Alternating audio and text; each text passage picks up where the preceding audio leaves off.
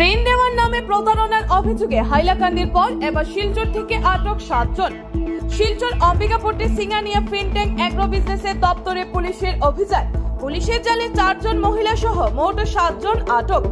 রাজ্য জুড়ে 2000 কোটি টাকার কেলেঙ্কারির মামলা প্রকাশ্যে।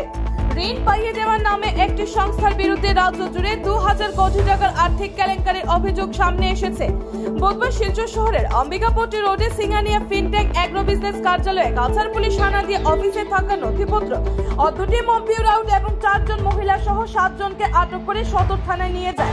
আটক করা 3 জন যুবকের নাম হলো হায়দার হোসেন বরভুইয়া, মোজাক্কির হোসেন মজুমদার, বাহারুল ইসলাম লস্কর। তাদের সকলেরই ঘর কাছাড় জেলায়। আটক করা 7 জনকে পুলিশ জোর কদমে জিজ্ঞাসাবাদ চালিয়ে যাচ্ছে। Bureau report, BSM news Silchar.